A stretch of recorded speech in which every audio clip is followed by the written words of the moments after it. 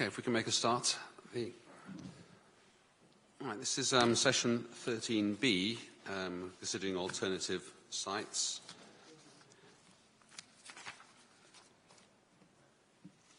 Okay, as a new session, I'll just do the usual housekeeping matters first of all. Should the fire alarm sound, please exit down the main staircase or through the into the room beyond where there's an alternative staircase that exits via the mayor's parlour and assemble at the front of the building. And ask that any mobile phones are turned off or switched to silent whilst we're in the session. There's a webcam broadcast of the proceedings, and the camera is above the door. It's linked to the microphones, so that I'll ask you to speak into the microphones and you need to turn them on before you speak and turn them off as soon as you have spoken, because only one can be on at a time apart from my own. Okay, and we have a new round of people here today, so if I could do the usual introductions, please. Again, for the benefit of the webcam, I'll start with the council. Ms. Jarman, instructions. Rob Jarman, Head of Planning and Development at Maidstone Borough Council. Richard Timms, Principal Planning Officer, Maidstone Borough Council. Adam Reynolds, Maidstone Borough Council Planning Policy Officer. Megan Thomas, Barrister for Maidstone Borough Council. And down this side, please, Ms. Norton. Is that not? That's it. Is that it? Yes. Yeah. Graham Norton, Wealdon Homes, local developer. Not what it says on the card, sir. Right. Chris Huff, Hough, from Sigma Planning Services, representing Ryden Homes, and I have on my left Mr. Elliot Newlin. But I will be addressing you in the main, and he will be prodding me in the main. But he may have something to speak. Okay. Thank you. Is that Huff? Is it Hough, is it, or Hough? Yes. Afternoon, sir. My name's Douglas Bond from Wolf Bond Planning, representing Staplehurst Developments.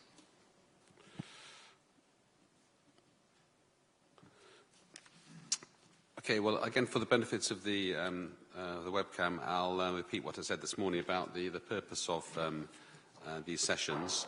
This is a session looking at alternative site proposals, which these are sites which are not in the submitted local plan being examined, but representations have been made seeking their inclusion in the plan, either as alternatives to sites in the plan or in addition to them. And these are mainly housing sites. These proposals are unlikely to progress any further unless I've first concluded there's a shortfall in the development proposed in the plan, or that other proposed developments are unsuitable, meaning the local plan is unsound as submitted. In that event, I would be likely to refer the issue back to the Council to consider whether they wish to identify alternative development sites to address the soundness issue. Now, before any site were to be recommended for inclusion in the plan, there would need to be further round of public consultation on the associated proposed modifications, and there would be an opportunity then for representations by interested persons. Now, this hearing and the associated written statements which have been provided in response to the questions I've identified provides an opportunity to establish whether sufficient information is available to inform that site selection process. Now, an agenda was circulated with a standard set of questions for each of these sites to either kind of supplement or evidence submitted before or to refer to it. So I received, I think, written statements in respect of all sites we're considering this afternoon, and the Council has also submitted both a table of its summarising the Council's position on each of the sites in relation to the questions asked. And also there's some additional text just explaining how its overall approach to how sites have been selected. I'm proposing to go through the sites in the order that they're set out on the participants list for today. except with one exception. Well, first of all, two exceptions, I suppose. The list starts with Kent County Council, but they've decided not to appear today, and they're proceeding by written representations. Election to the site of theirs in Maidstone.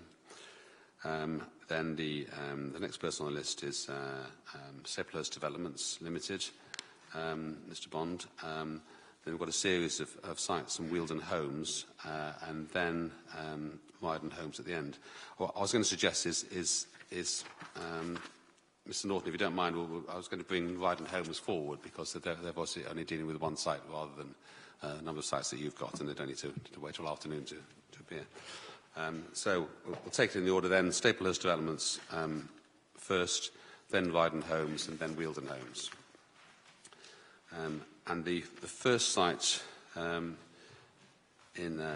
Staplehurst, at Marden Road, Staplehurst, this is R19584, that's the representation number. And this is a site with a current planning application for the development of 126 dwellings. And the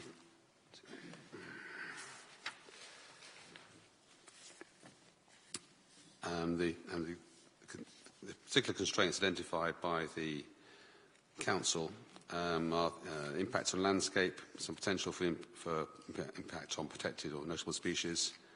They point out that two public footpaths bisect the wider site area, and they say that highway mitigation measures will be required.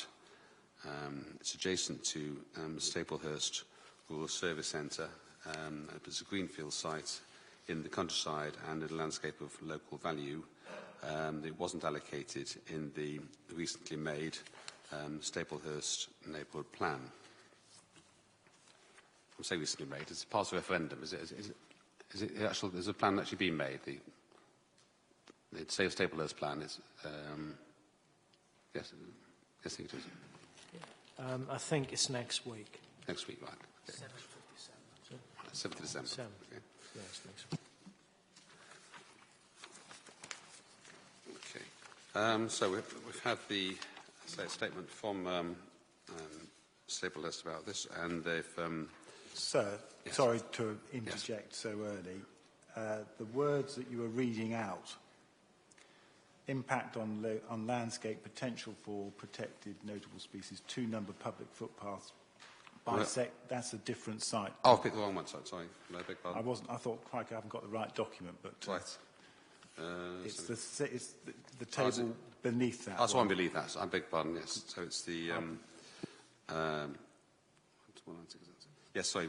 I should explain the one above that, 19166, also in Staplehurst, and that was on the agenda for today, but it's been moved to tomorrow afternoon, where the countryside properties are also appearing, or DHA planning are also appearing in relation to another site, and so we're not considering that one this afternoon. That's right. So our big one's right. We'll get back to the. I'll just go back to the correct site then.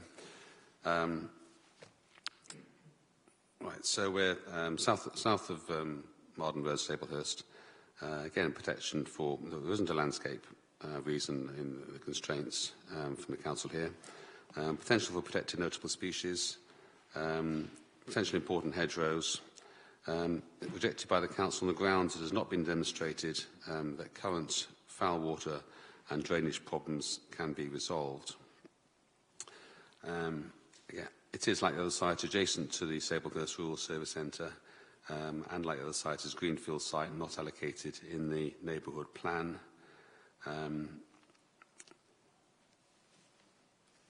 Okay, and I think that's.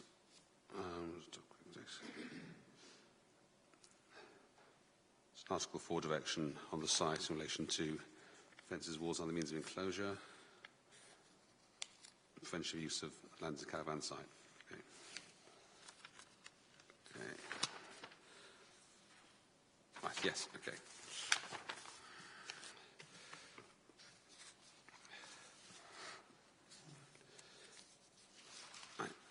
So, as I said at the beginning, the context is that whether this would be kind of a candidate site in the event that an overall shortage of development was identified.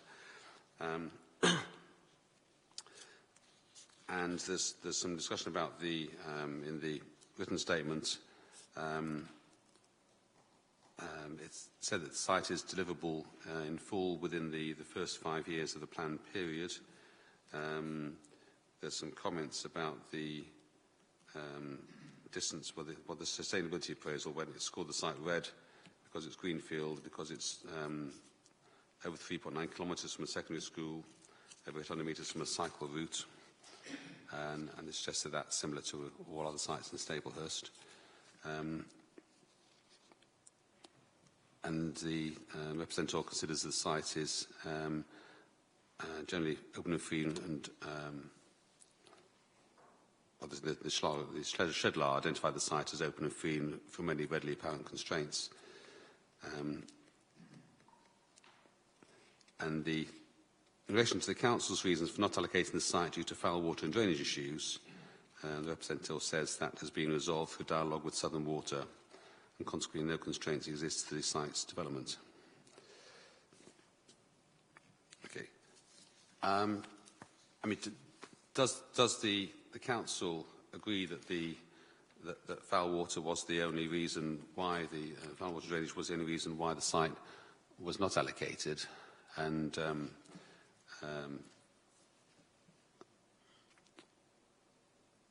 or were there any other reasons?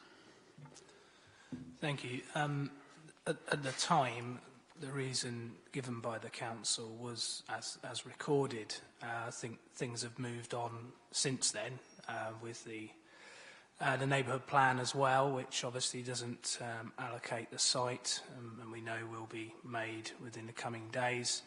And in that context, clearly a site of this size is going to cause landscape harm. So I think things have moved on from the decision the council took when not to allocate the site.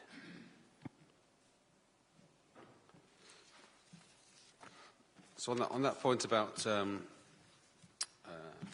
mentioned about landscape harm,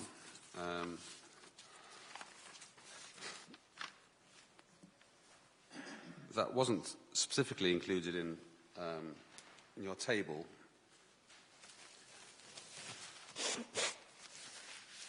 Except in relation to, well, the potential harm to hedgerows. Is it simply on the basis that it's a greenfield site outside the settlement, or is it a specific landscape issue? Yeah, I think that is the case. It's clearly encroachment into the countryside at this edge of the village.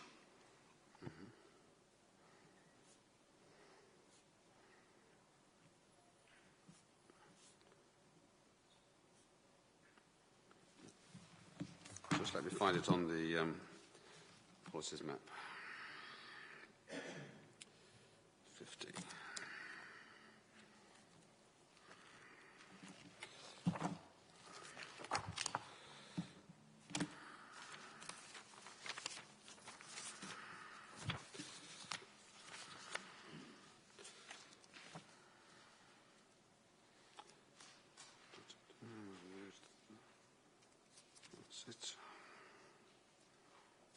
Yeah, correct.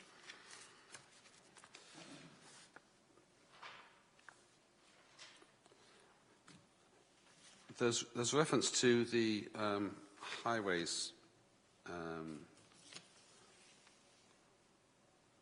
Sorry, there isn't reference in the council's statement to highways, but we know that Staplehurst, the parish council, have expressed concern about highways impacts of development on the crossroads in the centre of the village, basically because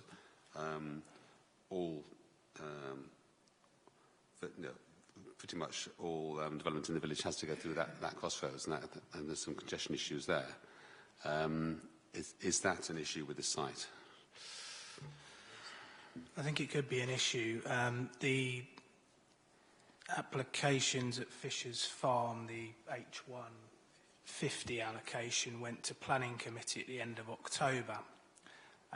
The transport assessments for those applications, which obviously looked at the cumulative impact of the emerging sites and one being built in Staplehurst, brought the capacity of the junction close to, or the saturation close to 100%.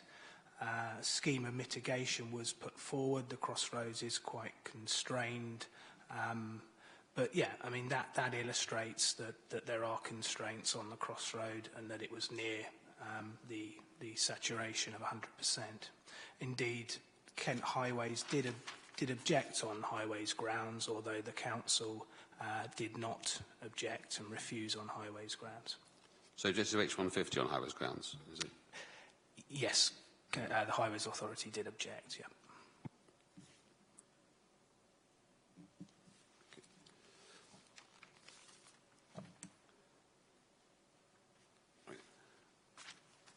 Okay, Mr. Bond, first of all, can you explain those well, your position on those three issues? So it's foul water, highways, and landscape. Or... Thank you, sir. Firstly, this site was recommended to be included in an earlier version of the local plan by planning officers. Mm-hmm. That recommendation was based upon, no doubt, a clear understanding of potential landscape impacts, sustainability, and highways. It's recorded that it was rejected for one primary reason only, that being the foul water and drainage problems. Mm-hmm. No landscape, no highways, no sustainability, etc., etc. The planning application that has been submitted obviously has looked into that identified constraint and found that that constraint no longer applies. And that's following discussions with Southern Water. There is reference to protected stroke notable species in that table of response from the council to you. Again, the planning application submitted includes a full ecological report.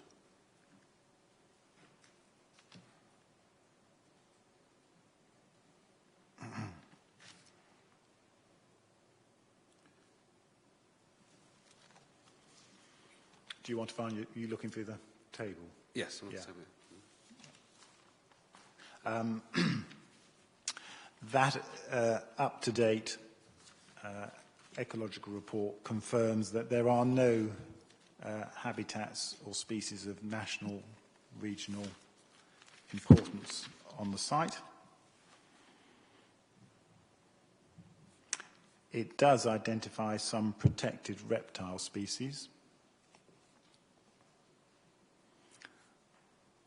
but those species are common and abundant ones,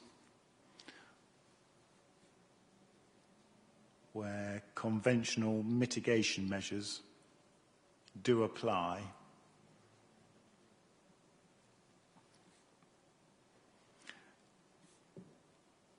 And indeed, the proposals suggest that there will be an actual potential to enhance the nature conservation value of the site.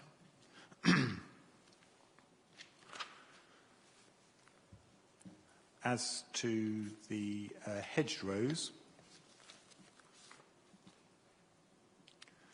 those lie on the periphery of the site.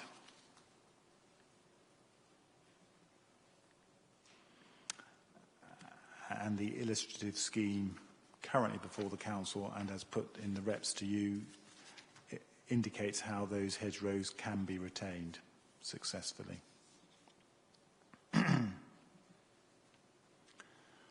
Now, if I pause there just for 1 second, if the council is identifying, as they've done, I presume, very fairly here, the issue of potential environmental impact is confined to protecting important hedgerows as opposed to other comments on other sites of impact on landscape and so forth. That suggests to me, on the evidence, that this site in landscape terms is extremely well suited to residential development.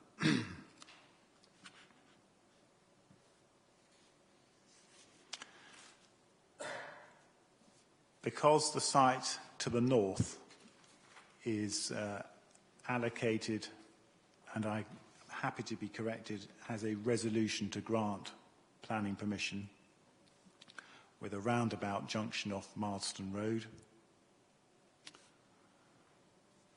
Clearly there is built or proposed built form on the northern side of the site, and obviously there is existing residential development on the second eastern side of the site.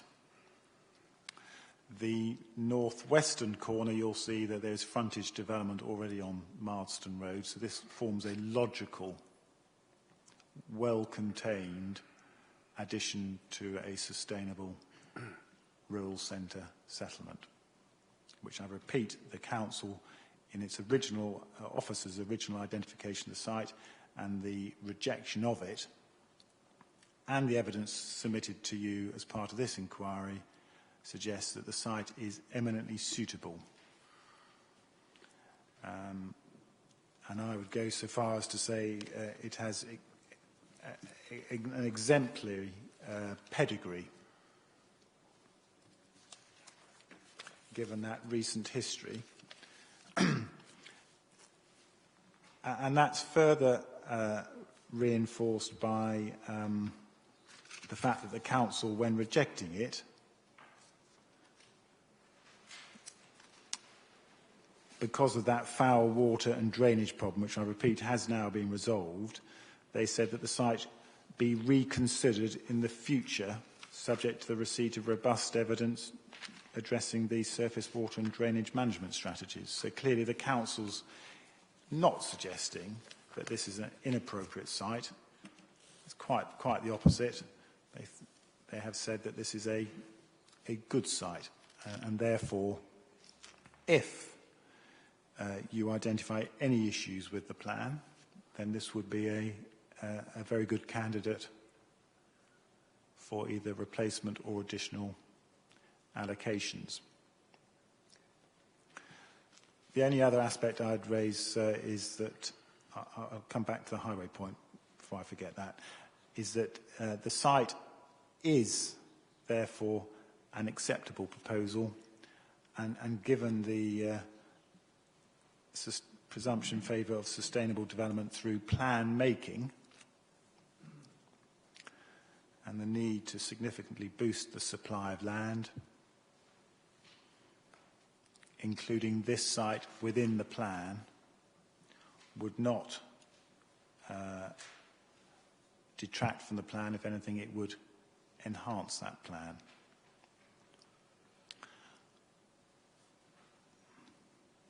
Finally, in terms of the impacts on highways, again, the site was not rejected, either by officers or by members on highway grounds, and nor is the evidence in the Council's submission to this session highlighting a highway constraint to its development.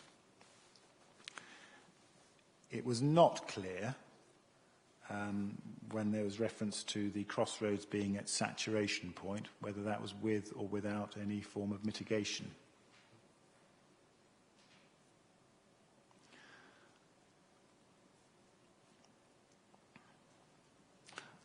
Our discussions with the County Council leading up to the submission of the current planning application included discussions with the County Council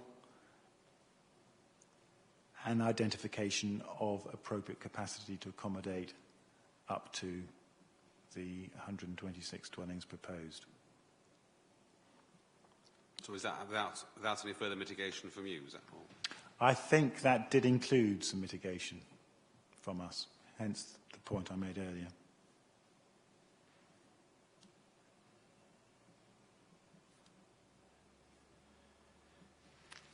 Did you promote the site through the neighbourhood plan? The site was put through to the neighbourhood plan. But essentially not supported by them? Was not, no, sir.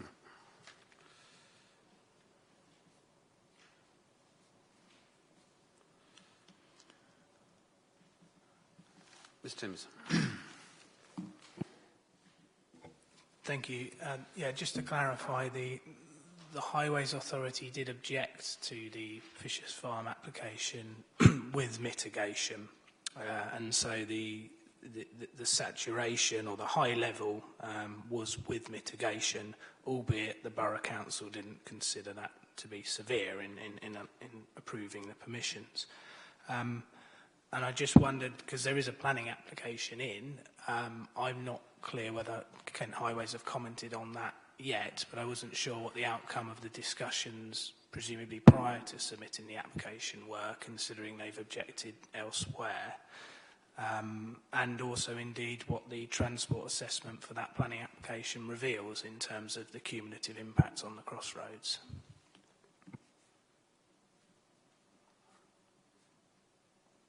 Mr Chairman.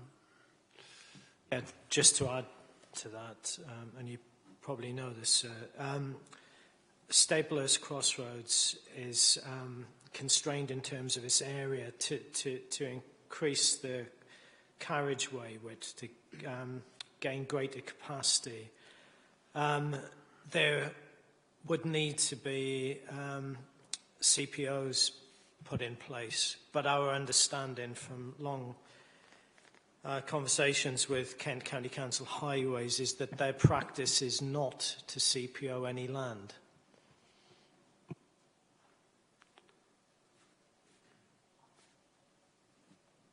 A traffic light's an option. I think, again, it's the capacity. It is very tight there. Do you want to? Yeah, they are traffic light. It's a traffic light signalled crossroads. The scheme that came forward that the council's consultants came up with within the highway limits did result in loss of a section of pavement. It was still of an acceptable standard to officers, although members weren't of the same view. But I think it just illustrates that it is constrained, and for a wholesale improvement to the junction would involve third-party land. As I say, the Borough Council didn't consider the impacts of the plans development to be unacceptable, but I think there's a question mark there. It's a potential constraint, and that's why I wondered what the evidence submitted with this site has revealed. Yeah. I mean, when was the application submitted? Is it very recent? Or? It is very recent, sir, yes. And it is entirely fair to record that the County Council has yet to formally comment on that planning application. But the highway statement does confirm a willingness to contribute towards the improvement scheme for the junction. So what the existing scheme already agreed in respect to the other development? I believe so, sir, yes. And I think the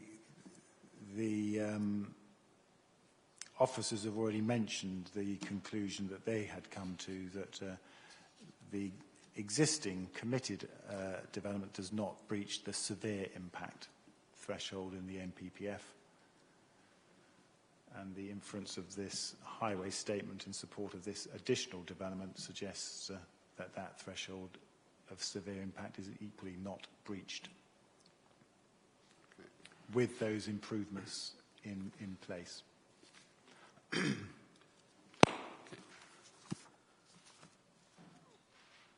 Could I So to just ask one more thing about the highways. I think you mentioned that roundabout access being proposed for the site opposite. So I take it you're not connecting into that. This is a simple priority junction further on the road. That is correct, sir. And one of the reasons for that is that the neighbourhood plan does highlight a preference for a T-junction arrangement as opposed to a large four-armed roundabout at the entrance to their settlement, which is why, from a character point of view, that T-junction proposal has been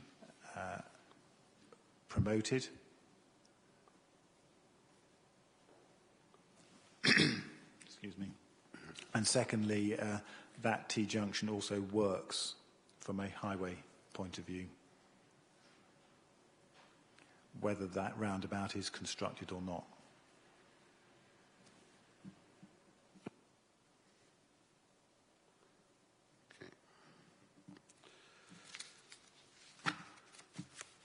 Okay. And I have here the flood risk and drainage assessment you submitted as evidence. Okay.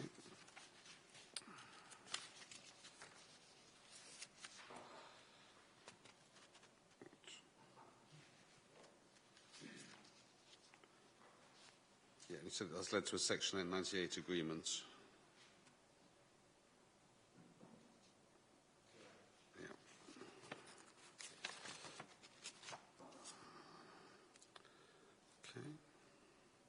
Just to assist you, sir, that report highlights the need to increase the diameters of certain sections of pipes. Yes. And that can be secured by those agreements, such that that sole infrastructure constraint identified by the council can be resolved.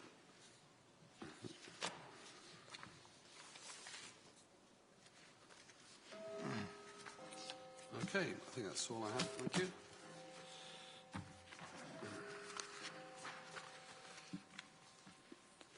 Right, thanks very much. So we'll move on then to the Wyden Homes site. Now, there were two sites listed for Wyden Homes, or two representations listed. But with the statement, and they're both on the record on the statement, but I think we're only looking at land at Albion Road, Marden. Is that correct? That's correct, sir. And we couldn't resolve with the programme officer why there were two separate representations. Yes. Something to do with the system somehow. But yes, only one site, the Albion Road site, and only one representation, which you should have the representation Yes. and then 3 plans attached to it. Mm-hmm. Just let's get the original.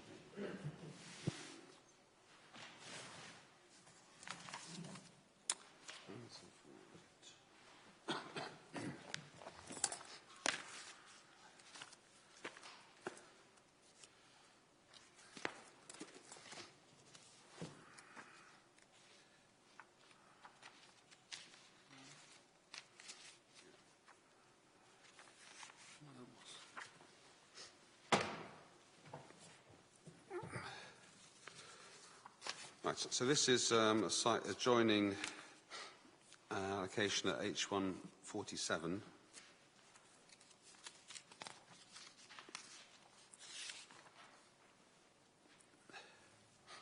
Which is a Countryside Properties development.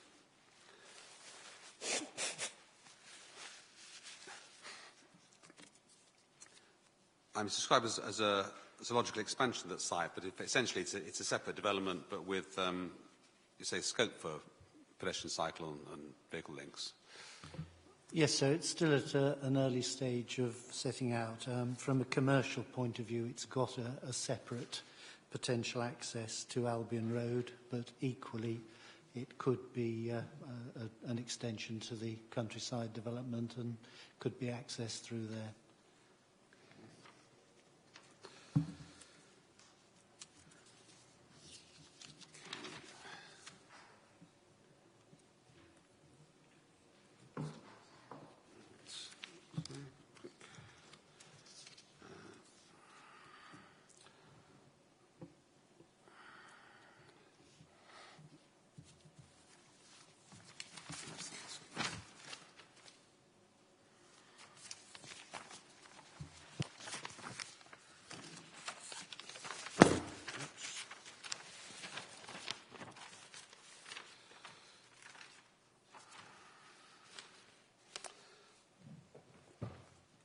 Right, this is a site that wasn't assessed during the sustainability appraisal process. So it's coming to quite late into this at Regulation 19 stage, is it? That's when it was first put forward. Yes, so that was the. It's in a private landowners or two private landowners holding, and they didn't put it forward in the call for sites. Mm-hmm.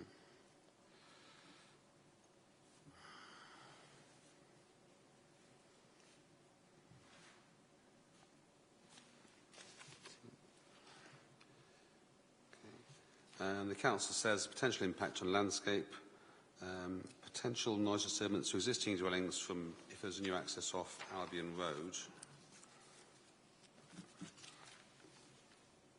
That's right, because there's, well, I take it these are the existing dwellings, which kind of will become squashed between the access to this site and the countryside properties.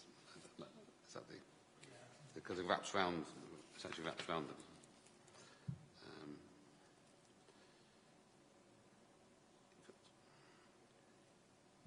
I think I was just trying to look, just about to see underneath this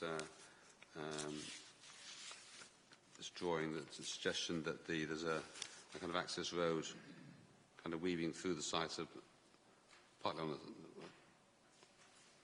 along the southern edge and then coming a bit closer to the houses at when it meets the main road. Can't really tell very much from that. But in fact, the access the same width.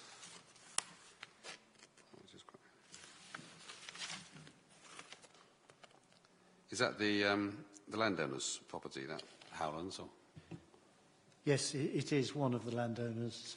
That the whole of the access neck, if you would like to call that, from where the rear boundary of Howlands, that is extended at the moment across that neck. So that property may come into the development or may stay as it is, but that's at the option of the landowner. Mm-hmm. So no third parties would be affected in that respect.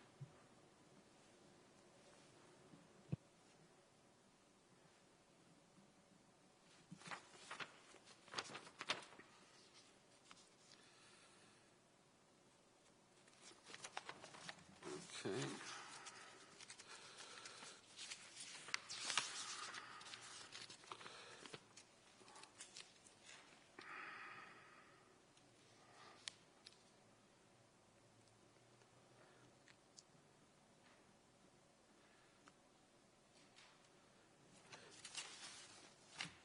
Talks about a larger site of 6 hectares, including the subject site, was considered by the Council at Regulation 19 consultation stage. So was the Regulation 19 site then bigger than the one you're suggesting now? Is that the... Yes, sir. In the initial discussions with the landowner, the agricultural landowner, if you like to call them that, they own a considerable amount of land to the south, and really as a precautionary measure, representations were made about a larger area which extended substantially to the south. But ultimately that area is no longer part of the proposal. It's limited to this area that's now right, before so you. That's the, Yes. the larger area? Yes. Regulation 19. Yeah.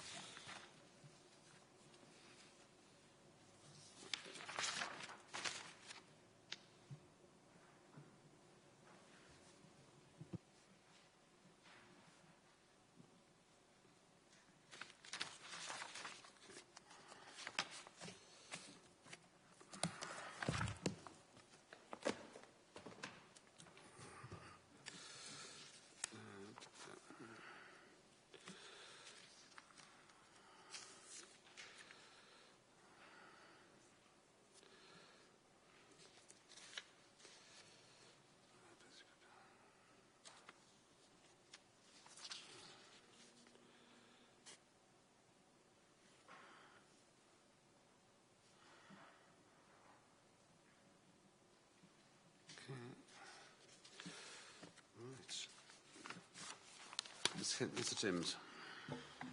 Yeah, just briefly, I've had dealings with the site to the north, Marden Cricket and Hockey Club as an allocation.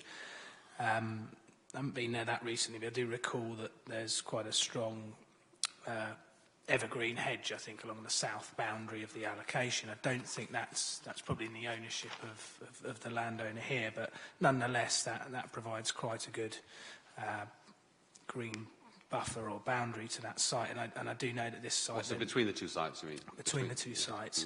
I think this site does start to come down the slope here, and particularly from Copper Lane to the south. I would say that this site is much more visible than the village and even the allocation further north. And the only other point, I was interested to hear about discussions potentially with Countryside in terms of linking to that site. That does have an outline consent, and I know that there's discussions of a potentially amended scheme, but I haven't heard about this link to the site, and unfortunately that's something that we rarely see sites linking together, particularly vehicular, so it'd be interesting to know if you can say how those discussions are going. So have you had any discussion with the Countryside about linking the sites? No, not as yet. The point I'm making is that normally these don't happen because of commercial considerations, whereas here there wouldn't be a commercial consideration, well, not a ransom anyway, a total ransom. But that's certainly something we can do. The difficulty is not having the status. So we're in a position here where we're dependent on your findings, on either in terms of total numbers or in terms of the adequacy of some of the existing allocations. So we're either an additional or replacement site.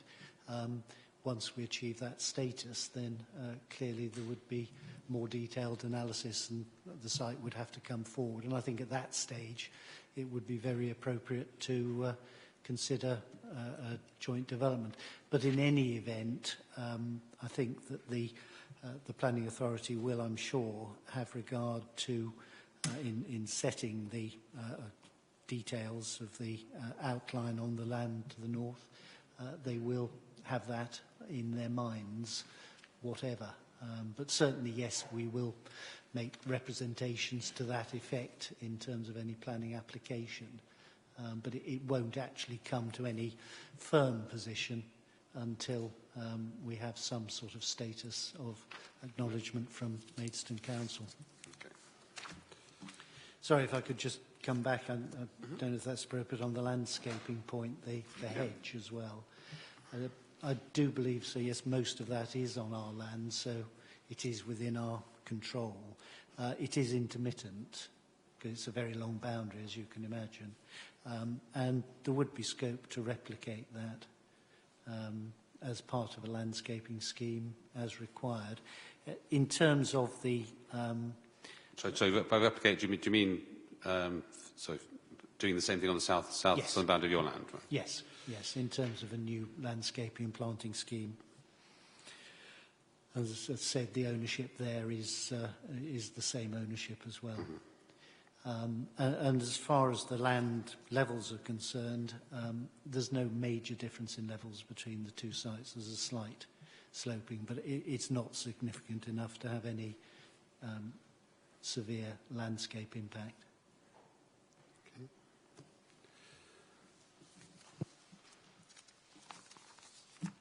Okay, I think that's all I need. Thank you very much on that side. I was just going to say before we launch into the lengthy, Yes. Mr. Norton, would it It's could we fine be if you want to excuse yourselves, yes. No. Thank you.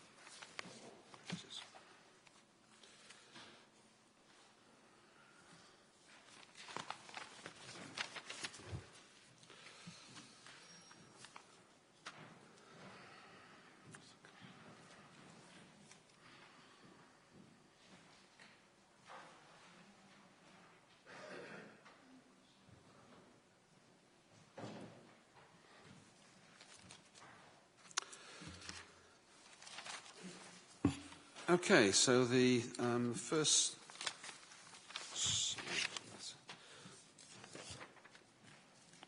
site here, again in Staplehurst,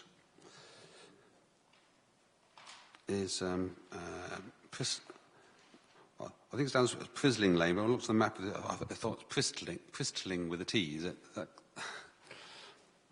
couldn't find Prisling on Google Maps, but they think it's Pristling. But there's a part greenfield, part brownfield site detached from the village. Farm buildings converted to workshops. In 2001, there was an appeal decision to convert the host house and erect 3 dwellings, which was dismissed. Now, this was a site gone. Sir, sorry to interject, but this is a brownfield site. Well, well, that's what I wanted to ask about, because when I looked on the aerial photograph and compared that with your layout, it seemed that, I mean, half of it's obviously brownfield, but the other half, just on a photograph, looks greenfield. But I just wondered if you could explain how the site's arranged. So I would describe it as the site as having 2 elements, really. Firstly, the site is located in a little hamlet, which is quite an attractive group of buildings, because we have surrounding, we've got an adjacent listed building on the other side, on the northern side of the road. We have another group of buildings, an host house, which is listed. The site itself is in 2 parts. There is a host house and stable block, which is very attractive. And I think, hopefully, the council will agree that that part of the site, not only is it brownfield, but prima facie, it's an element that doesn't cause any problems, and that the council will support that redevelopment. The remainder of the site comprises former agricultural buildings. Some are asbestos clad, others are poor quality buildings, and in those buildings you have a number of mechanical uses which generate a lot of cars. When I last visited the site, there were about 30 cars parked in and around the site. On the western side of the site, the area that you may consider green, sir, that area is an area which is covered by some former London double-decker buses. And I take the view that the whole of the site in its entirety is covered by sort of development and these parked buses, which have been there for several years. Oh, I think I'm having trouble just actually interpreting or matching the layout I've got to what's on the ground. I mean, sorry? Is this layout of the... That relates... I've got the wrong site. No, that layout relates to the site in Grafty Green. Ah, there we are. No layout, sir, as we've put in. No layout for this site. I think okay. there's a little confusion here. That's why it's confusing. Right. So what site's that one again? The layouts? Basically, in the information that I've put forward, so I made the... I'm just asking what this one's for. Which site? It's to illustrate the site in Grafty Green, which again is a rural brownfield site, yeah. which is in the countryside, as this site is in the countryside. Oh, I see. And it's an example to show that the Borough Council have granted sites in the countryside, right. which are brownfield, which aren't very close to village centres. Right. So okay. So we've got no. Have we got any plan at all of the sites? Let's have a look. The plan of the site was originally submitted with the representations. Yeah.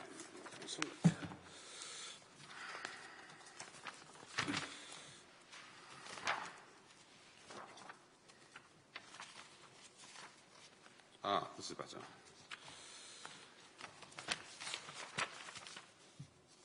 So if I can help Sorry, you... this one, that one. Yeah. Fine, good. Okay, now have I got the... Yeah, this looks like the site. So that matches up with the other photograph further better. Okay, so yes, it's a smaller site than I originally assumed. So yeah, it does appear to be all brownfields, as you said. Okay.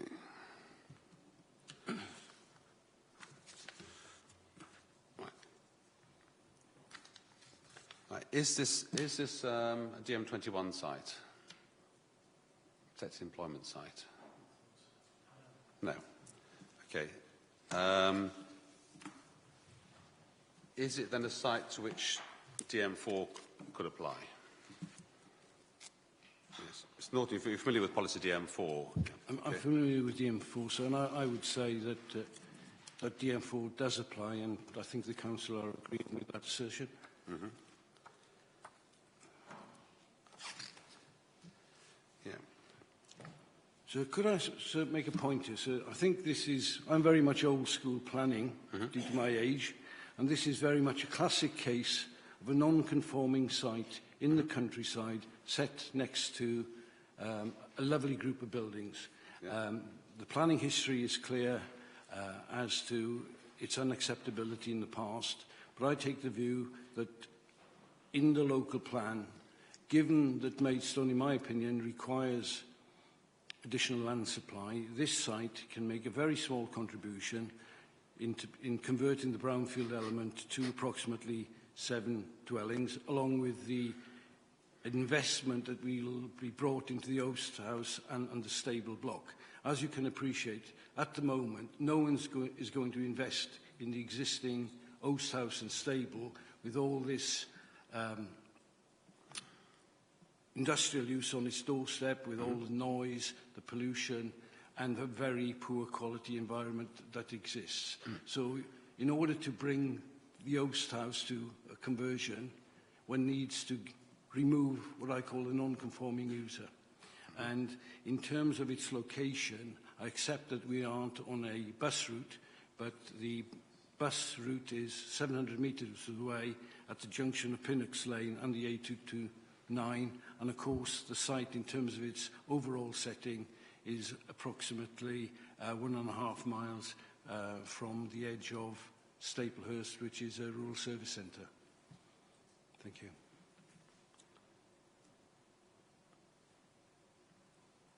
Ms. Timms.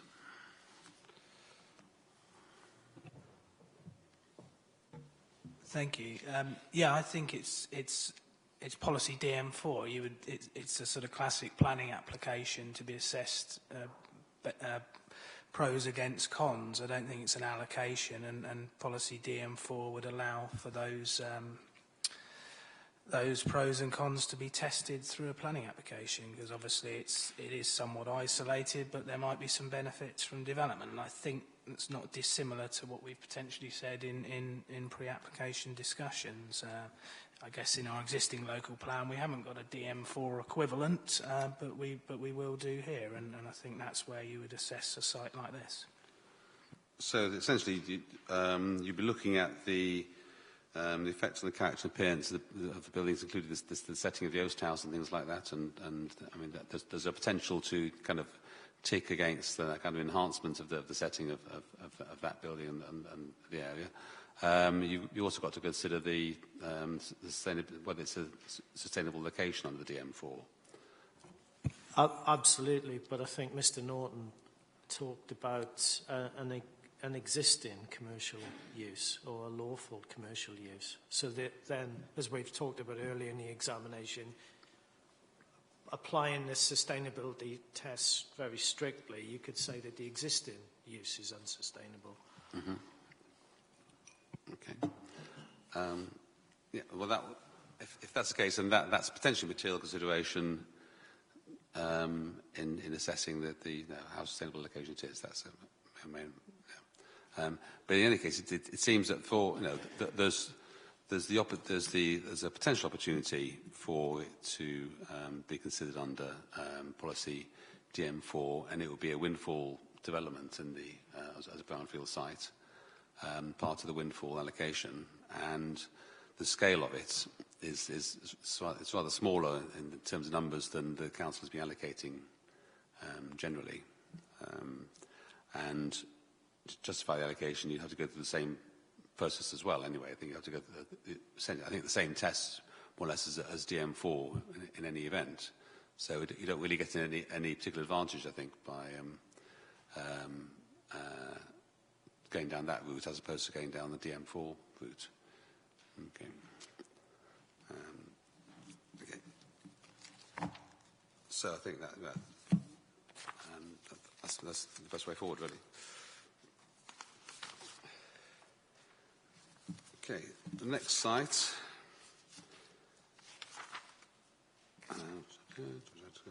Where's my other list gone?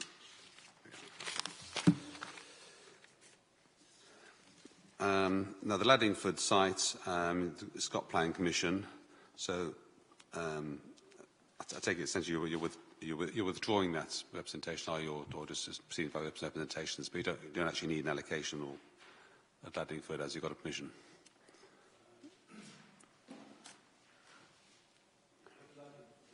Put your microphone on, please. Yeah. So at Laddingford, planning permission is awaited because it's a resolution to grant subject to 106. Mm-hmm. I'm hopeful that that permission will be issued before Christmas. Yeah, okay. Thank so you. We don't need to consider it further then today. Okay, Grigg Lane, Headcorn. Let's look.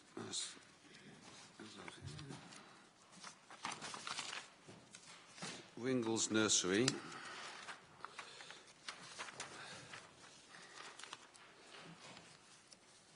I think you suggested that this is a brownfield site, but isn't it agricultural nursery? In which case, would it be disqualified as brownfield?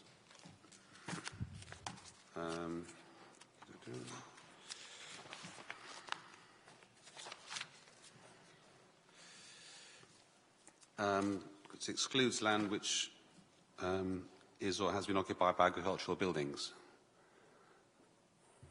So I think there are three elements to this site again.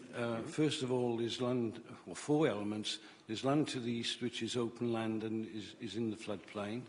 We have an area of caravans which houses seasonal workers. We have some industrial offices on the site, and we have fruit grown under glass, as well as a frontage of residential development as well.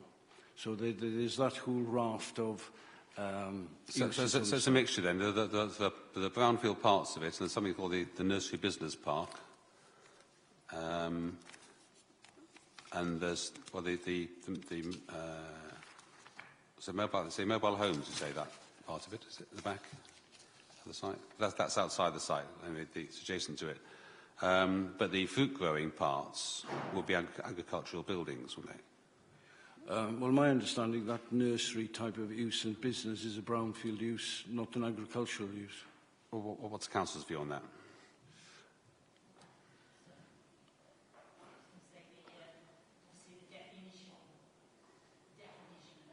Sorry, Mr. Norton, could you turn off your microphone, please? Yes.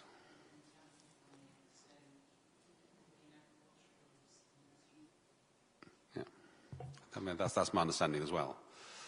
Yeah. I mean, there are cases, obviously, where nurseries become garden centres and garden centres become retail, and then they end up as classed as brownfield. But if it is or was last used for horticulture, essentially, then it's green. It can't qualify as previously developed brownfield site. Obviously, if the parts of it which are in business use, maybe those can, but the main site can't. And that's relevant again to what we were just talking about with policy DM4, because policy DM4 wouldn't apply to the agricultural buildings at least. What else?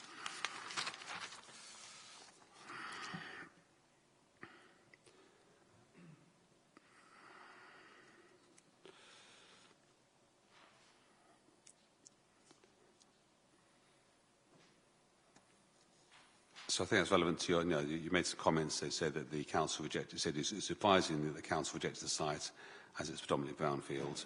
And he also says it's now in conformity with DM4. But for the reasons I've just stated, it doesn't appear that those apply, at least to the majority of the site.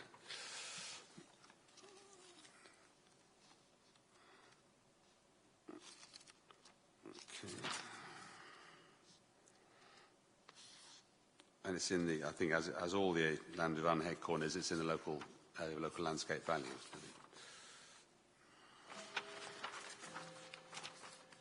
So,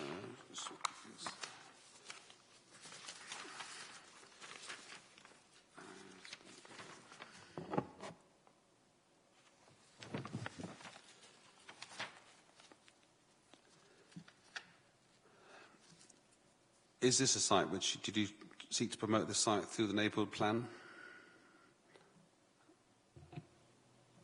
We were involved in the very late stages of the neighbourhood plan, but it was not at the stage where it was able to have an influencer.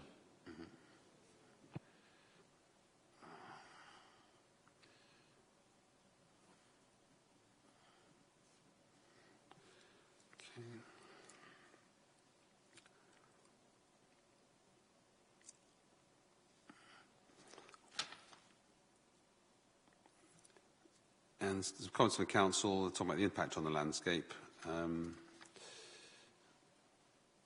What's adjacent LWS? Adjacent LWS. What does that mean?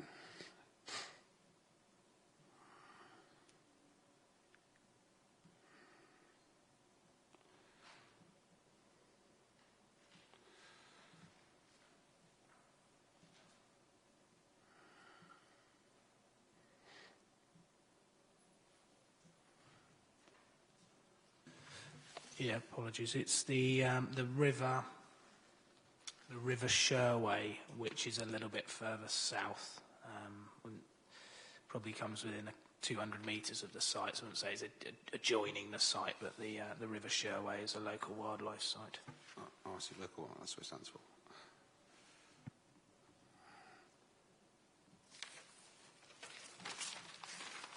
And is that where the potential flood zone 3 is?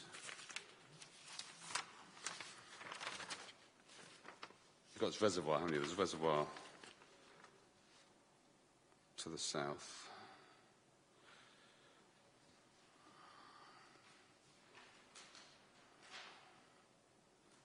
The river, I see where the river goes, yes. No. Yeah.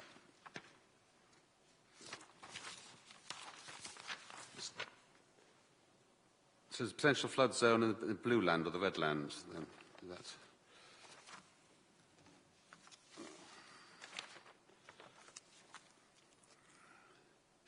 Yeah, I checked the extent of the flood zone yesterday, and it probably just comes into the southern extent of the site. The red or blue? Sorry, which plan? Oh, mine's not. So I was looking at the one with the written statements. We've got the red. This is the red site, and this is the blue. Right. So just the southern edge. Okay.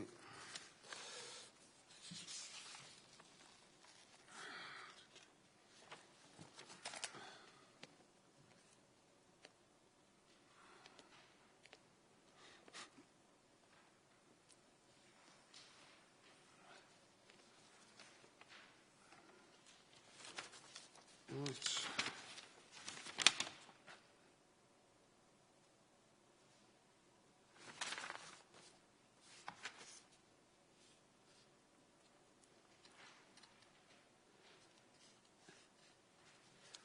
Okay. It's also obviously, I mean, it's quite a large, potentially quite a large development. It's been spoken about on here if the whole site were redeveloped. So I'm taking you'd need to do something fairly radical to the road at the front. It's only a little narrow country lane at the moment, isn't it, on the site? In terms of highway access, it should be noted that in Headcorn there is land on the eastern side of the village between Grigg Lane and Lenham Road, which is allocated in the plan. Yeah, this is adjoining site. Yeah. That land achieved planning consent to the company, and the company subsequently sold that land to Crest Homes. Mm-hmm. Crest Homes are currently building the first 2 phases of that permission, in that is the area in and around the surgery and pharmacy. Yeah.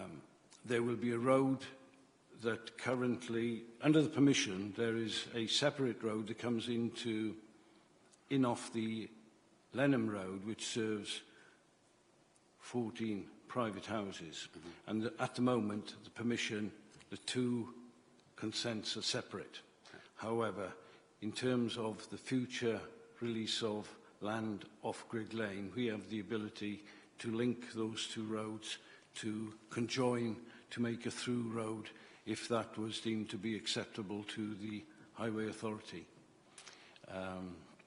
So that is a possibility, notwithstanding the fact that the company has sold that land on to Crest Homes. Okay. And then you need to widen Grigg Lane up along the site frontage, presumably. There may be a need for modest widening of the road, yes. But that will be, it'll be interesting to see what happens on the adjacent site where Persimmon Homes, on their allocated site, whether or not they get planning permission. And I think there's an application before the council at the moment, which is yet to be determined, I believe. Mr. Timms? Yeah, that's correct. On that site, they're not widening the road. There's a drainage ditch out the front, and I think what we've asked them to do is run the pathway within the site so as not to affect the rural character of Grigg Lane. That's one of the Headcorn neighbourhood plan concerns, isn't it, about how roads are treated in design terms? Well. And I'd have concern that if you're going slightly further out with 150 to 200 houses, I think we're talking here, that you will need to do some widening and put footpaths in. I don't think there's an option to.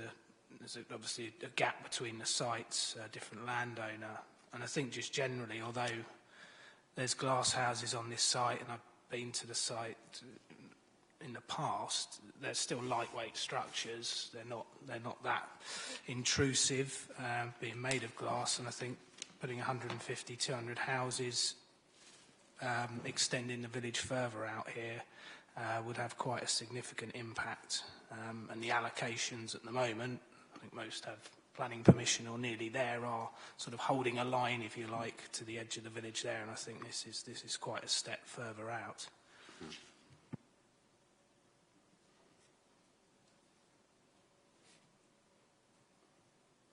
Okay.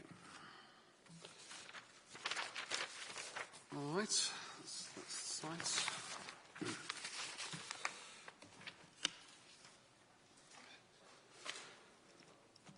Move on then to Loader Close, Lenham.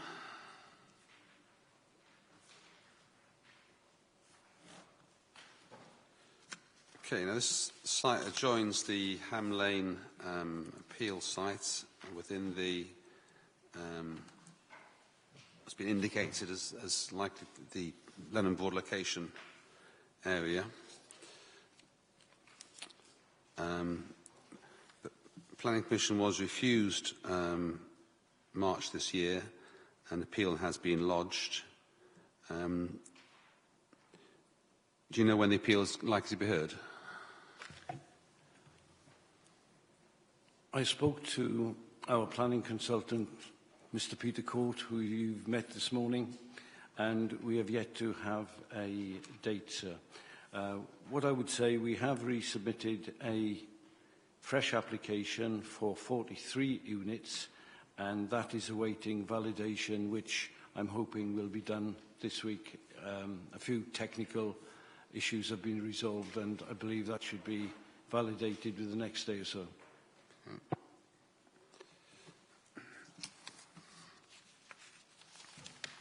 Yeah, I couldn't find a start date for the appeal yet, so I don't think it was started as.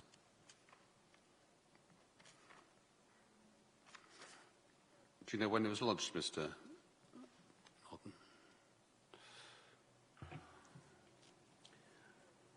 Approximately 2 months ago.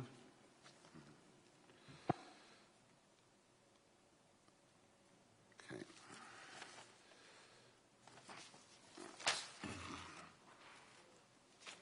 Right, so the refuse application was for 45 dwellings, so the amended one is for 43.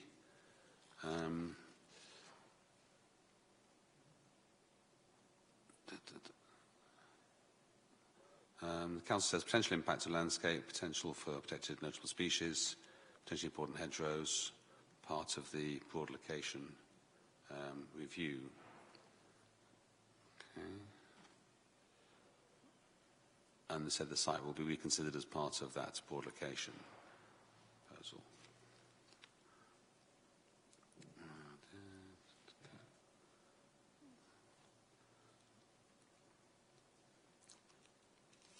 I mean, the matter that was raised this morning in relation to the other sites Mr. Court was promoting at Lenham concerns, the implications of kind of piecemeal allocations at Lenham ahead of the broad location in terms of matters such as the infrastructure issues. Was that there's still this potential infrastructure constraint on drainage, at least in the short term, on foul water treatment. We haven't got an actual figure for how many can be accepted before the treatment works needs enhancing.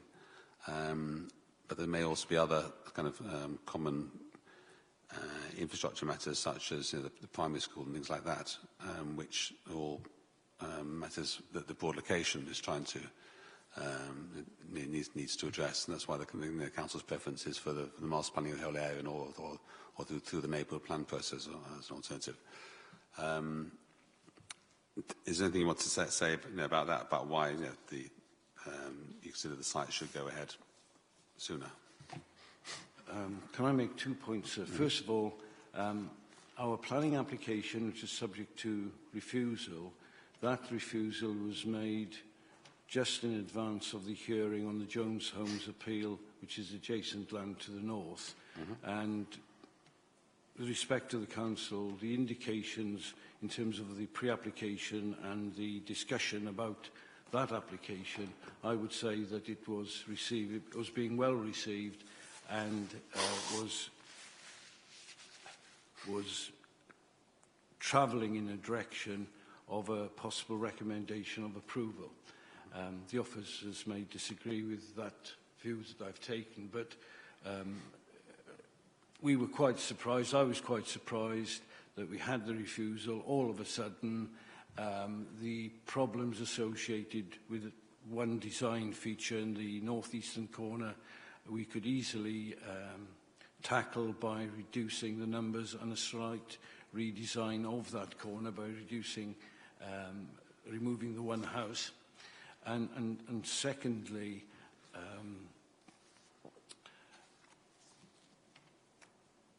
at that time, the land availability situation, there was a shortage, and it seemed right, the application seemed to be falling right in terms of that environment. And I tend to think that the refusal was more on, inverted commas, political grounds with the forthcoming hearing on the Jones Homes site.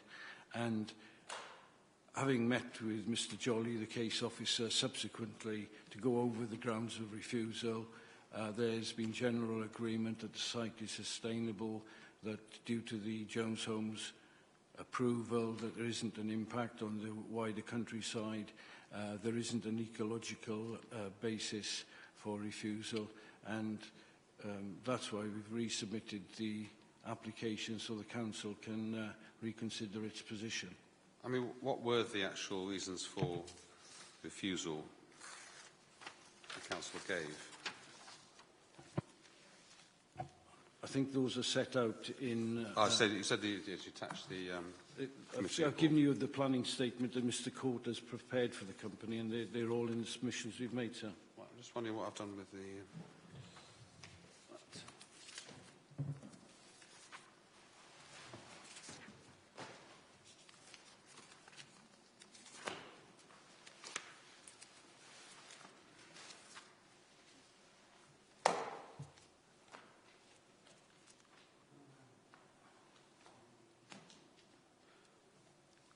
So would it help if I summarise those, because they are in the pack of information I did give you? We would, but I just want to establish that I've got the document.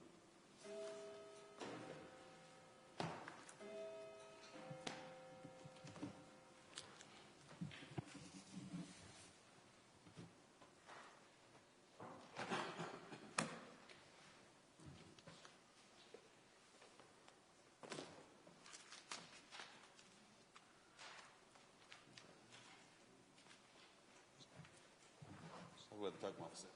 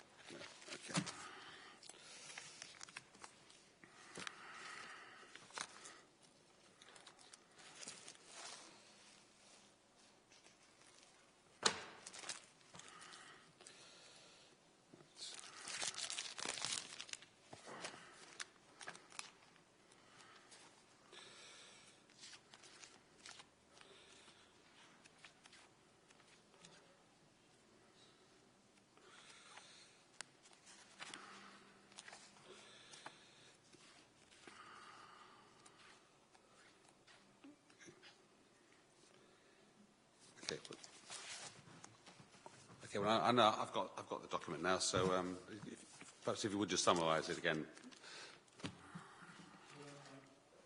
So I'm reading from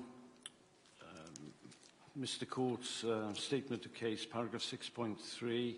The first reason of refusal related to policy ENV 33.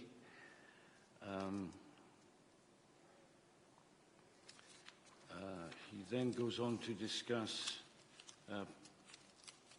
refusal 3, paragraph 109 of the NPPF. Refusal 3 was surface water drainage. Refusal 4 was lack of information on ecology and biodiversity. And the fifth reason was a lack of a legal agreement, which is being prepared for the appeal and the revised planning application. We are of the view as a company that all the issues raised by the council can be addressed in the revised application.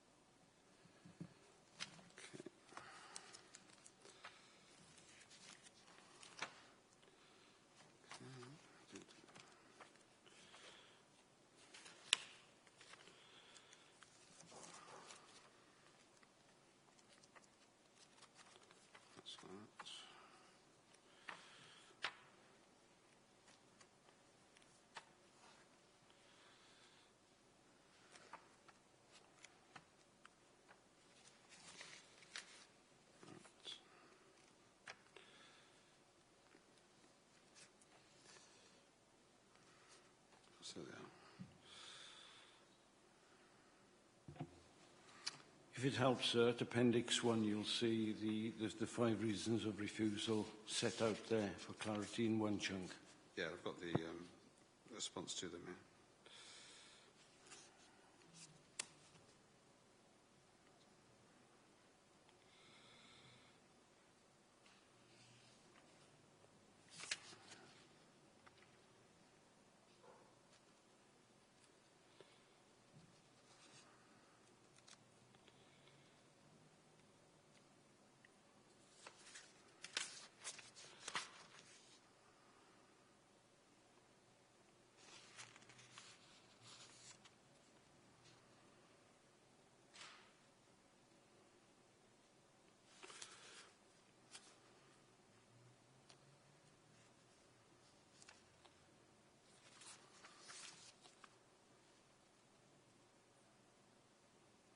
It says as a reason for refusal on ecology was withdrawn as well.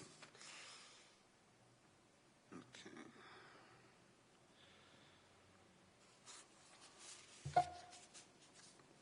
So just to help you on that, I think that's a little bit of a red herring. With the revised application that went in recently, we had a email from the validation team, I think it was yesterday, seeking us to supply a report on grey-crested newts.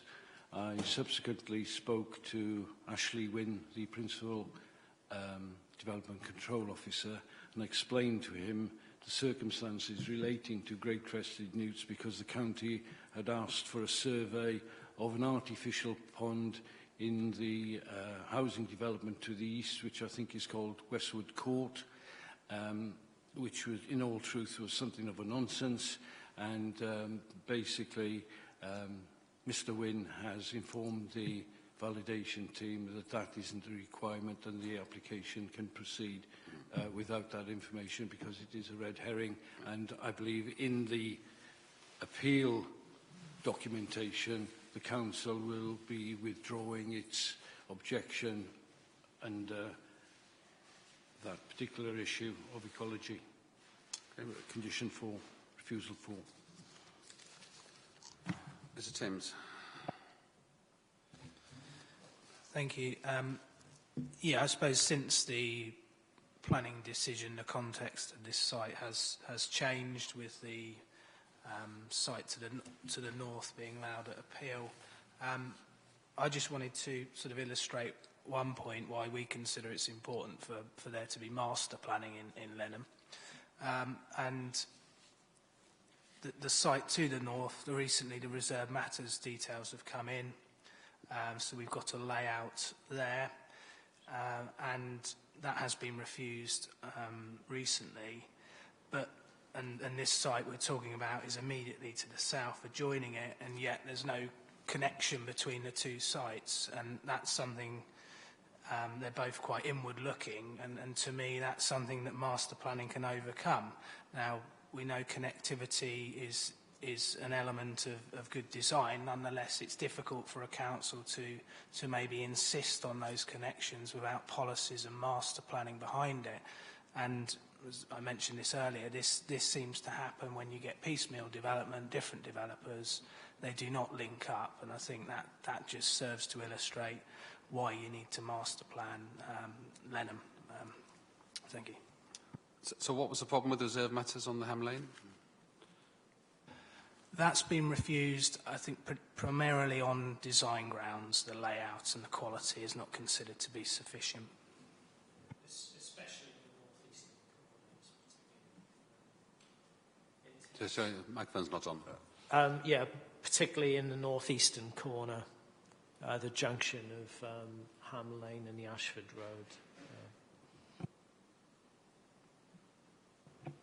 So can I just comment, what the council have said in planning theory is fine. In terms of the practicalities of our revised application, we are proposing a footpath link from our site to the Jones Home site to the north. As I understand that the southern part of their site is going to be an area of open space and drainage, and hopefully that footpath can link through into that development.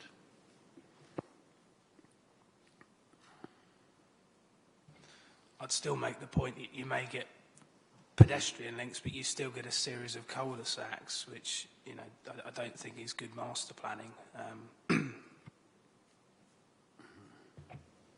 So can I just go back to Richard on that? Our site is doesn't have cul-de-sacs. Basically, you have a neck entrance, and then you go round in a circle. We have open space at the entrance as well to act as a buffer between our site and the existing properties in Westwood Close to the east.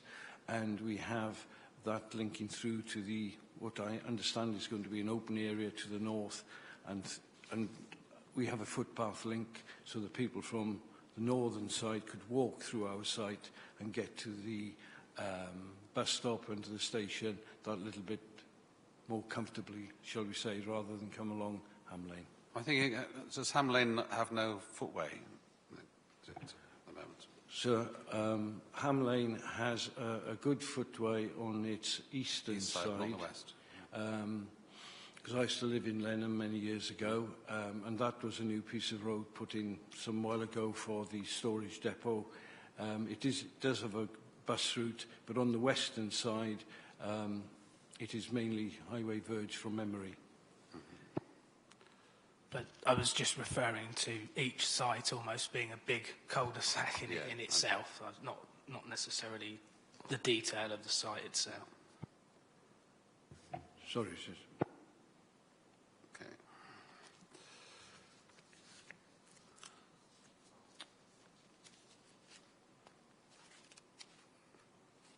And I think they said it's refused in part because of the lack of Section 106. Was that just affordable housing, or was that other matters that needed to address? It was affordable housing, primary education, libraries. I think that's all that's listed in the grounds for refusal, yeah. So can I just make it clear, with regard to the legal obligation, there is no dispute between the company and the council in terms of the actual principle of providing what is requested. It's just a matter of formalising that agreement and getting it signed up or signed off as such. Yeah. So there's no conflict in that there isn't a viability issue, there isn't any conflict. It's a question of process, solely process.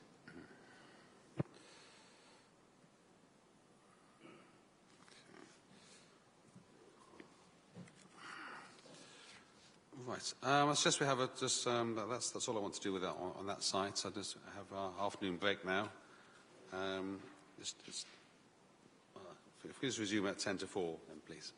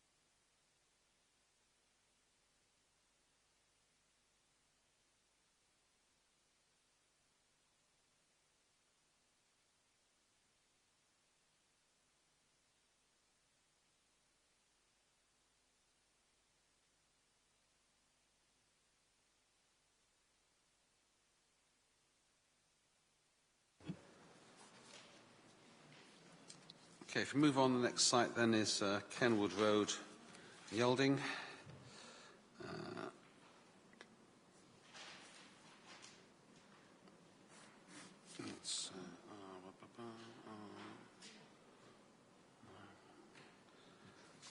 The Planning Commission was refused on 2nd of August this year.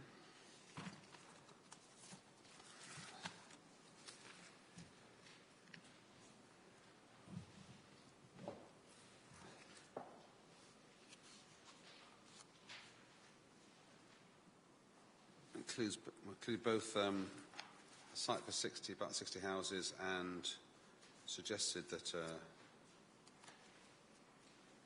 some land next to the river would be donated to the parish, I think, as open space.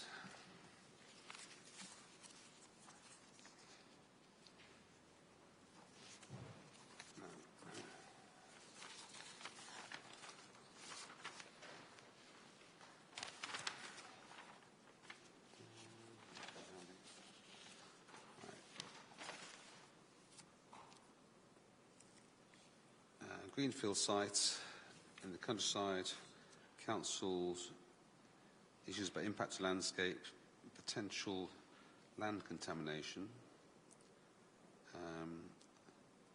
On the scarp slope of the Greensand Ridge, the north existing houses result in unacceptable expansion and development into the countryside, resulting in harm to its character and appearance. And in the Yelding landscape value.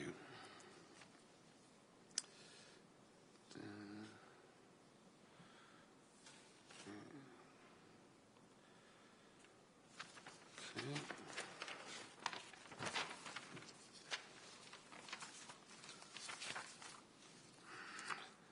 We've got committee reports.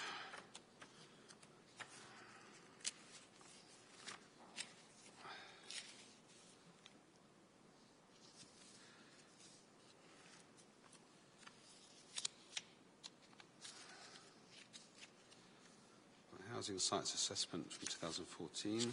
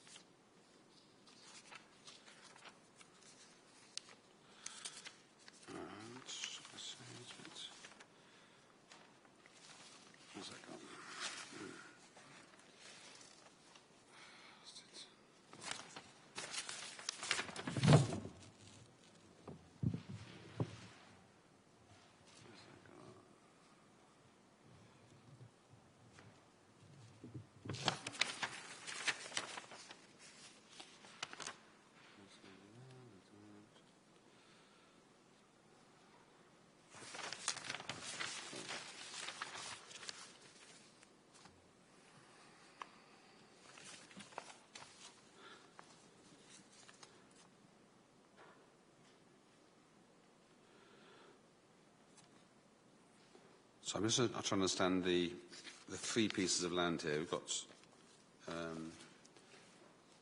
the housing site to the north, that's site B, site A land for community use, and then other public access land. Just so I understand what's for what purpose, or how the community use land differs from the open space land, or? So I think there are effectively two sites. Mm-hmm. The northern site, north of Kenwood Road, we are proposing something in the region of 60 houses. Yes. On the southern side of Kenwood Road, to the west of Oast Court, there is one site, and what we are suggesting that the riverside effectively becomes an ecological park, right, to enhance the riverside setting, mm-hmm, to provide public access, and the residual area, if you like, the rectangular area to the north, that can be gifted to the parish council or the borough council to use for whatever community use they deem fit at any time, at the present or in the future. This has been put forward as a imaginative and constructive piece of planning, in that we know, for example, that there is a severe flood problem in Yalding, and if this land is gifted to the local authority, it provides them with an area of land which can be used, say, in times of flooding for emergency services. If the land is developed for a new village hall, say, there can be an interrelationship between emergency services and parking at the village hall. It can be used for open space. It can be used for whatever the village deems improves the quality of life in Yalding. It could be a new village shop, for example, a farm shop. It could be some student travellers' accommodation. And it's for them, the community, to decide what they want to do with that land. Not necessarily today, maybe in 10 years' time or 20 years' time. The land is owned by a senior citizen local farmer, and again, just like the arguments you heard at Teeston with Mr. Court just before lunchtime, this is a situation where if there is a development of approximately 50 to 60 houses, this land is given to the community for whatever purpose they see fit. Yeah. Has any of this been discussed with the parish council? The short answer to that is no, because the parish council, despite our efforts to have communication and dialogue, which is the company policy on all planning applications, which is to communicate with rural communities in particular, because our company does focus on rural sites, as we have done so in Headcorn. But in Yalding, we were not welcome in terms of a forum, an individual forum, although I did attend a meeting on the neighbourhood plan along with everybody else and the general public.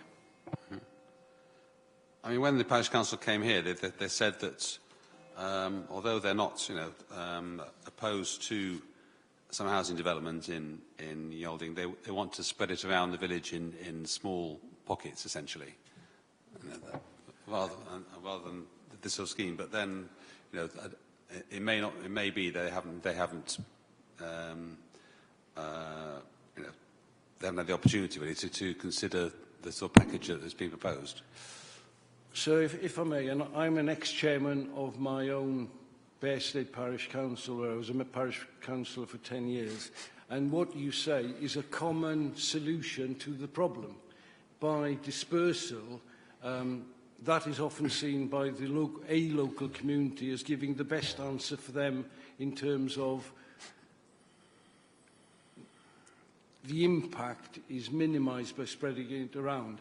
But obviously the downside of that type of solution is that you don't get the benefits of, say, a larger development which brings forward affordable housing, which brings forward things of this nature that we are proposing here. So there is a difference in ideology in terms of the solution to meet the housing growth that is necessary under the plan.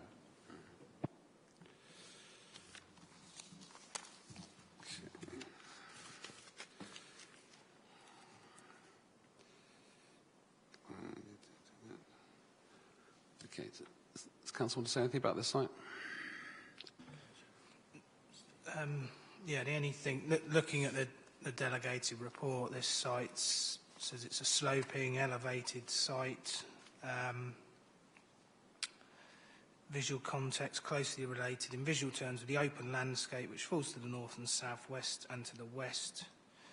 Due to the nature of Kenwood Road, site seen as separate from the village to the south, has a rural character, and it's a narrow. I know Kenwood Road is a narrow country lane.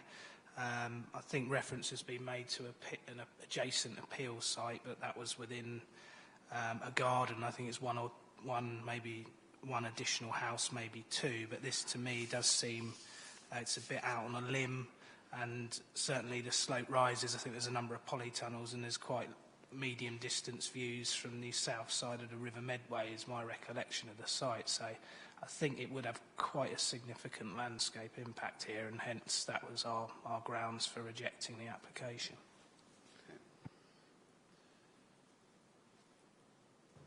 Sir, could I just clarify what Mr Timms has just said? The site that's in the garden is for 3 dwellings. Those are currently under construction. Those 3 dwellings were granted at appeal, and you have a reference there to the inspector saying it was a sustainable location. And the point I'd like to make is, when you look at this northern part of the village, it does go up the slope, so it's not something that is different. When we had the pre-application discussions with the case officer some while ago, we were proposing Site A, the southern site for housing, and the northern site for the open area. And the view that was expressed to us is the preference was for the northern site to be proposed if housing were to be proposed by the company. And what I find strange is that there are other sites that have been allocated, and I think of the sites on the northern side of Headcorn, for example, which are elevated, exposed, extend into the countryside, and it's my view that those sites protrude into the countryside are on elevated ground and are less desirable options than other sites within the plan that have been rejected, sir. And I know that is the conundrum that you have to resolve in this exercise. Is Site A outside the flood zone? Yes, sir. Let me clarify that. The area next to the river is subject to flooding. That is, yes, where you were... That's in its conservation area. Yeah. But where Site A, that element where we're suggesting built development, that is outside the flood zone, yeah.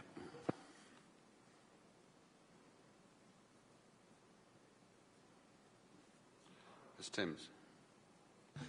It was just on the point on Headcorn. I dealt with one of the applications, the large allocation at Holcombe Road, which is to the north of the village, and the land rises, but I don't recognise a significant sort of slope, whereas here we've got quite a steep slope that goes up to the Green Sand Ridge, so I don't recognise the sort of slope or the exposed nature of sites in Headcorn myself. It's not... No further comments, sir.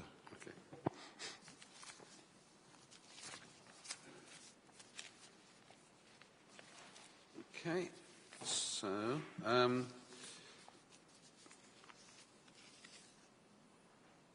both Montrosy site, you're seeking to be dealt with by written representations now. That's correct, sir. Thank you.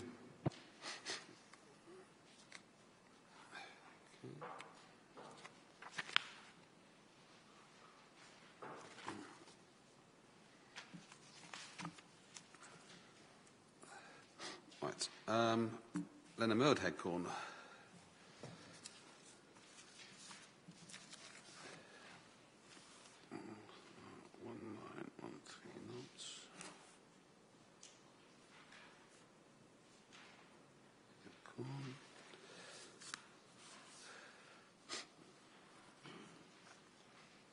Okay. Planning Commission refused 21st of October. Let's get this site again. Where's the plan?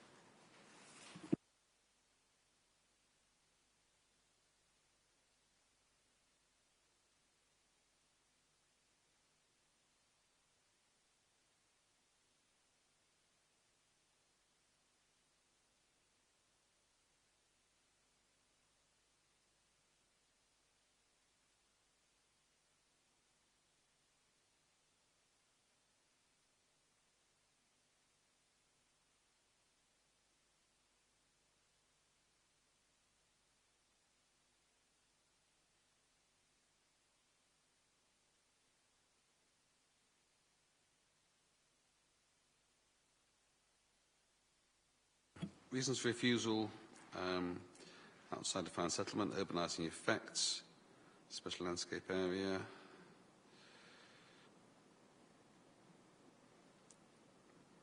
Lack of information on ecology, biodiversity.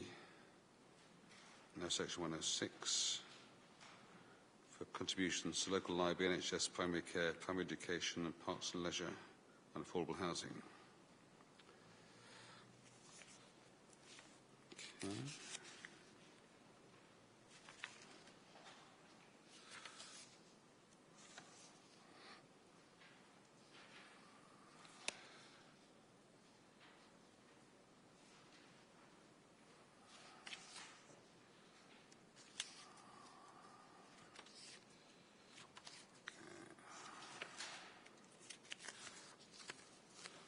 This is the slides again.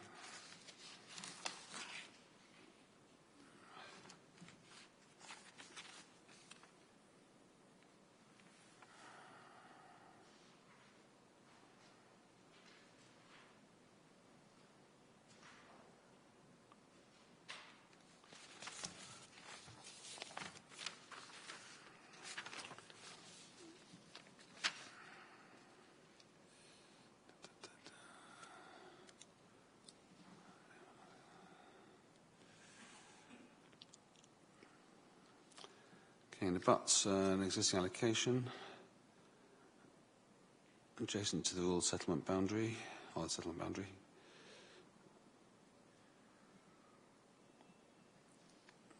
Okay.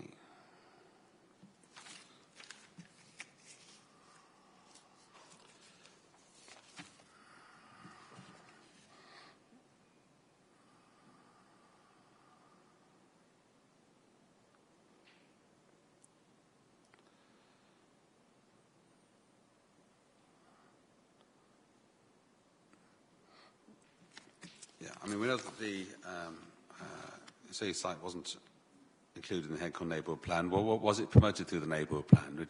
Did you seek to have it allocated in the neighbourhood plan? Yes, we did, sir, but that whole exercise, I think, is summed up when we had the examiner say during the examination a few weeks ago, and that report is awaited as we speak. I think he referred to Fortress Headcorn in view of the position that the parish council were taking. And that reflects the attitude of not wishing to make allocations in that particular document, which is somewhat disappointing. And the sort of thrust of the NPPF, to my mind, in that document was not well respected. But we await the examiner's report, and we'll take it from there.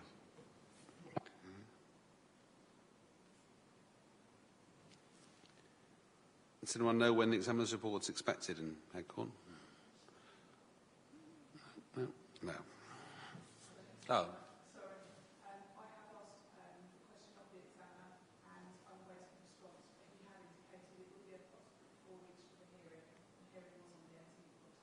Right, okay.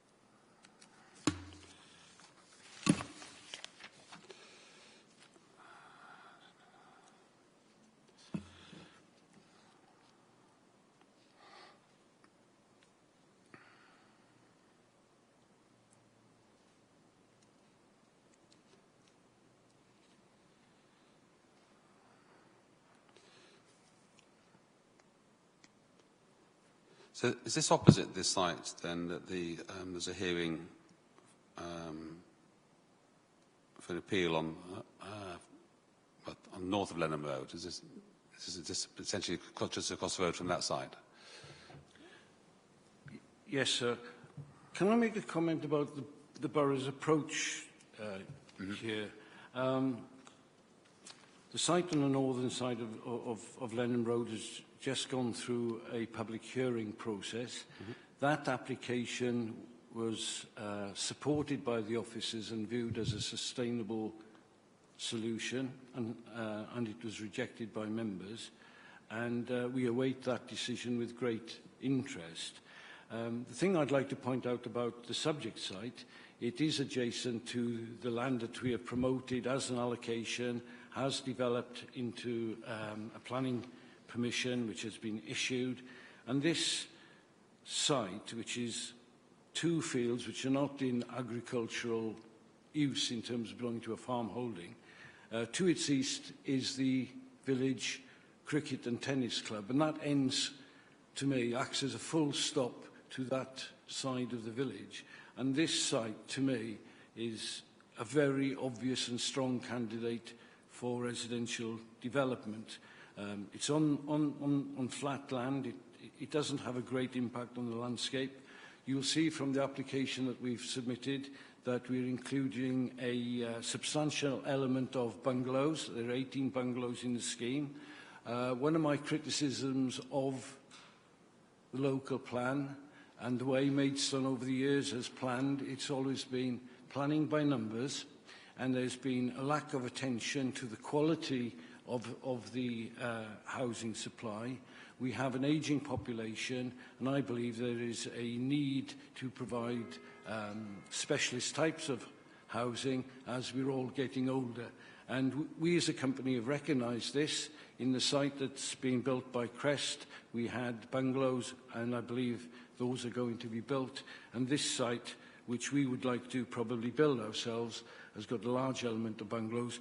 And what it does is it tapers out the 2-storey development to a lesser height as we extend eastward into the countryside towards the cricket and tennis club.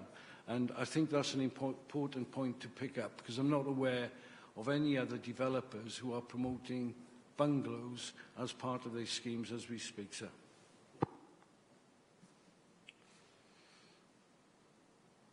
I mean, do you see Headcorn as a strong market for retirement properties? Is it specifically that area? I think the short answer is yes. Mr. Timms. Yeah, the council's obviously refused this on landscape impact, and I think not dissimilar to the Ringles nursery, it's probably just a step too far. The current allocations roughly hold a line there, and I think this is protruding out on a limb too far. I think as well, we end up with another site with another access. It's not linked into the site next door, so you get additional harm from the access, no vehicle link to the site next door. And I think from looking at the delegated report, there was potential problems with providing a pavement. Now, admittedly, the council didn't refuse it on those grounds, but to me it's another issue, something that you could potentially solve by going through the other site. But again, we've got an additional site with an additional access and additional harm that comes with that. So I think, for me, it is a step too far in this case.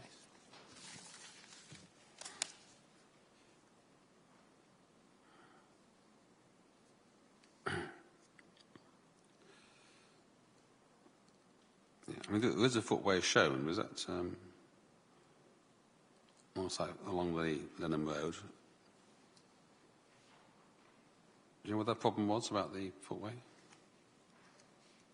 Is it just carriageway width or something, or verge width? Yeah, I picked it up from the report.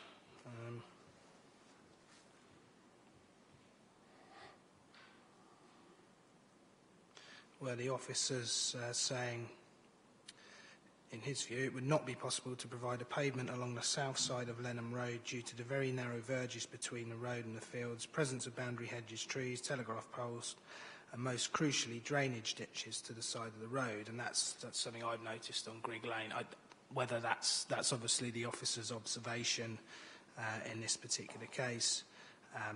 So, as I say, wasn't grounds for refusal of the council, but I suppose the point I'm making is we have another site, it comes with its own access, it comes with another pavement and not, you know, one allocation potentially that would have been linked. So I think it is a step too far, as I said.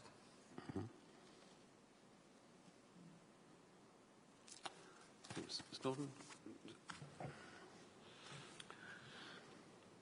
The application does include the pavement along the southern side of the Lenham Road. It is not a ground of refusal. You can turn this round the other way. If Maidstone Borough Council are a little bit more creative during the plan-making process, this site could have been allocated and it could have been integrated into the site next door. So it's sort of like a chicken and egg situation. The Borough Council didn't do that. It has allowed other sites, and I'm thinking of the site on the western side of the main head-con to Maidstone Road, which on the northern side of the village, which is at the northern extremity of the village. And to me, this is the Gladman application that was approved. And to me, that is a long way from the village centre. It extends out into the countryside, whereas this site, it's in close proximity to the surgery and pharmacy, the new nursery school which we are building off Grigg Lane. It's literally down the road from the primary school, and it's about a 10-minute walk to the high street. To me, it's a sustainable site. The site on the other side of the road was viewed as being sustainable, and I see very little difference between the two sites. In actual fact, I think this is far better because I think it relates, people will be able to walk through this site and the adjoining new development and walk to the cricket and tennis club, for example. And there will be increased communications along Lenham Road, which will be a lot safer, which will promote pedestrian movement. You know, in order to make advances in terms of accessibility, you have to provide safe footways. And we have an internal footway system which links through to Grigg Lane, links through to Lenham Road, and links through to the station, to the high street, to the facilities. It all doesn't have to be by traffic movements.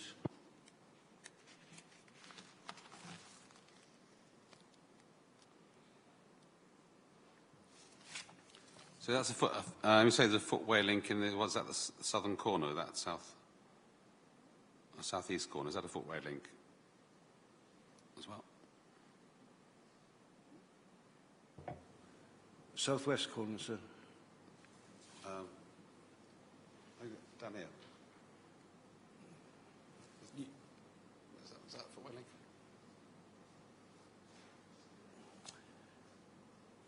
Yes, in that corner, yeah. Sorry, yeah. Right. Yeah, sorry. Yes.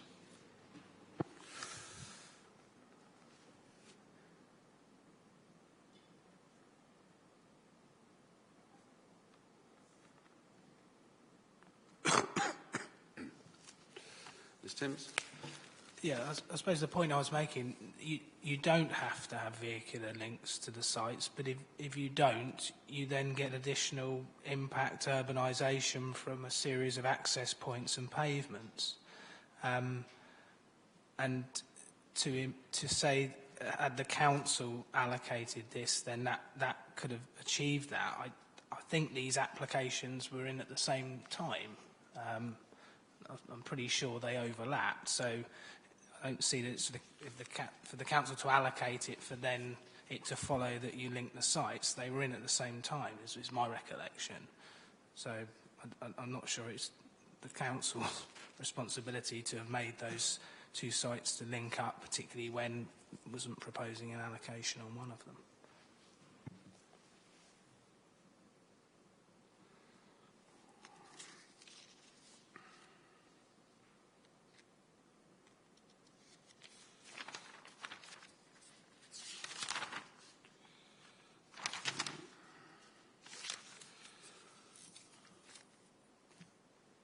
Okay, I don't think I have anything more on that site. But there's one more issue on the agenda, which is relates to policy H168.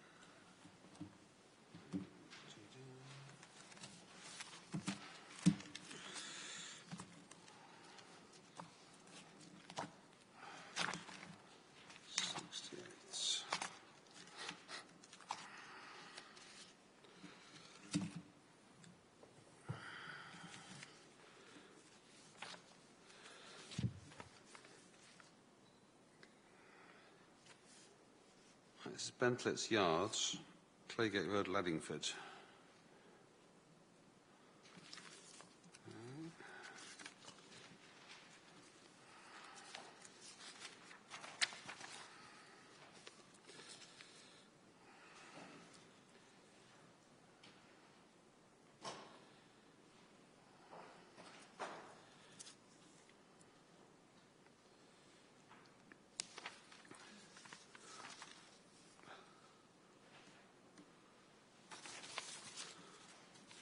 I mean, have things moved on since this representation was submitted?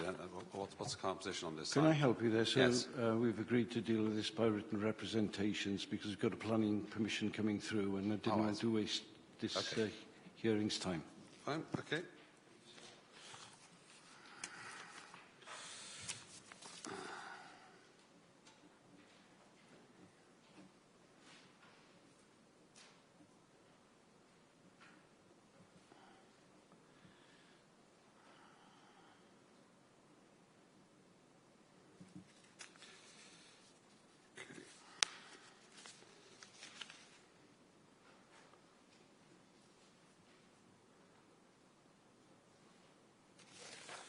Right, that's everything then for today. Thank you.